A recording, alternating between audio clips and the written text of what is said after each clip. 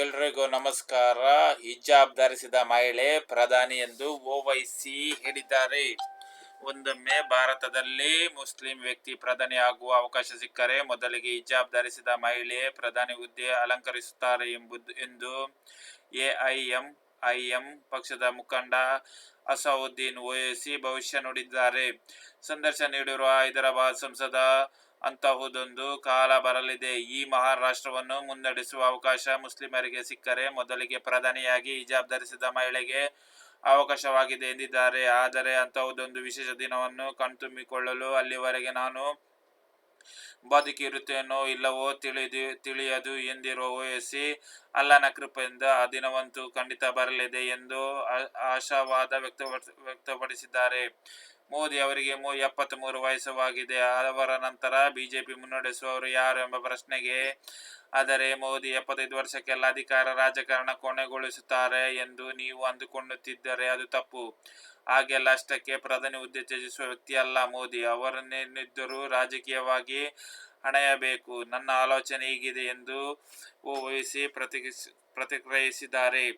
ಇತ್ತೀಚೆಗೆ ಪ್ರಧಾನಿ ಮೋದಿ ನೇರವಾಗಿ ಮುಸ್ಲಿಂ ಸಮುದಾಯದ ಮೇಲೆ ದಾಳಿ ನಡೆಸುತ್ತಿದ್ದಾರೆ. ಅವರಿಂದ ನಿಮಗೆ ಆಶ್ಚರ್ಯ ಆಗಿದೆ ಎಂಬ ಪ್ರಶ್ನೆಗೆ, ನನಗೇನು ಆಶ್ಚರ್ಯ ಆಗಿಲ್ಲ. ಏಕೆಂದರೆ ಅವರ ಮೂಲ ಗುಣವೇ ಅದಾಗಿದೆ. ಅವರ DNA ನಲ್ಲೇ ಅಂತಹ ಗುಣ ಅಡಗಿದೆ. ಈಗೇನು ಮಾತನಾಡುತ್ತಿದ್ದೀರೋ ಅದೇ ಅವರ ನೈಜ ಮಾತಾಗಿದೆ. ಹಿಂದುತ್ವ ಚಿಂತನೆ ಸತ್ಯವೇ ಆಗಿದೆ. 2002ರಿಂದಲೂ ಪ್ರಧಾನಿ ಇದನ್ನೇ ಹೇಳಿಕೊಂಡು ಬಂದಿದ್ದಾರೆ. ಅದರಿಂದಾಗಿಯೇ ಆ ಭವಿಷ್ಯ ದೇಶದ ಪ್ರಧಾನಿ ಹುದ್ದೆ ಅಲಂಕರಿಸುವ ಅವರಿಗೆ ಅವಕಾಶ ಮಾಡಿಕೊಟ್ಟಿದೆ. ದುರದೃಷ್ಟವಶಾತ್ ಎರಡನೇ ಬಾರಿ ಅವರಿಗೆ ಅವಕಾಶ ಸಿಕ್ಕಿದೆ. ಏನೋ ಮಾಡಲಾಗದು ಅವರು ಅಂದು ಜನರು ತೀರ್ಪು ಎಂದು ನುಡಿದರು. ಈಗ ಅವರು ತಮ್ಮ ಮೂಲ ವ್ಯಕ್ತಿತ್ವವನ್ನು ಹೊರಗಿಡುತ್ತಿದ್ದಾರೆ. ಮುಸ್ಲಿಮರ ವಿರುದ್ಧ ವಿಷ ಕಾರುತ್ತಿದ್ದಾರೆ. ಧರ್ಮದ ಆಧಾರದ ವಿಭಜನೆ, ಮುಸ್ಲಿಂ ಮಹಿಳೆಯರು ಹೆಚ್ಚು ಮಕ್ಕಳನ್ನು ಹೆರುತ್ತಾರೆ ಎಂದೆಲ್ಲ ಮುಸ್ಲಿಮರ ಬಗ್ಗೆ ದೇಶದ ಜನರಲ್ಲಿ ಅನುಮಾನದ ಬೀಜ ಬಿತ್ತುವುದು ಮಾಡುತ್ತಿದ್ದಾರೆ. ಎಲ್ಲವೂ ಸುಳ್ಳೇ ಸುಳ್ಳು ಎಂದು ಓವೈಸಿ ಕಿಡಿಕಾರಿದ್ದಾರೆ. ಮೋದಿ ಮೊದಲೆಲ್ಲ ಹೇಳುತ್ತಿದ್ದರು, G20, ಚಂದ್ರಯಾನ 5, ಟೆಲಿಕಾಂ, ಆರ್ಥಿಕತೆ, ವಿಶ್ವಸಂಸ್ಥೆಯ ಭದ್ರತಾ ಮಂಡಳಿಯಲ್ಲಿ ಕಾಯಂ ಸದಸ್ಯತ್ವ, ವಿಶ್ವಗುರು, ವಿಕಾಸ್ ಭಾರತ್ ಎಲ್ಲವನ್ನೂ ಈ ಚುನಾವಣಾ ಕಾಲದಲ್ಲಿ ಮರೆತು ಬಿಟ್ಟಿದ್ದಾರೆ.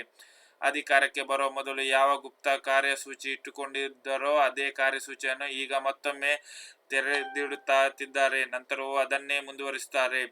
ನೋಡುತ್ತೀರಿ ಎಂದು ಸಂಸದ ಅಸದುದ್ದೀನ್ ಓವೈಸಿ ಆಕ್ರೋಶ ಹೊರಹಾಕಿದ್ದಾರೆ.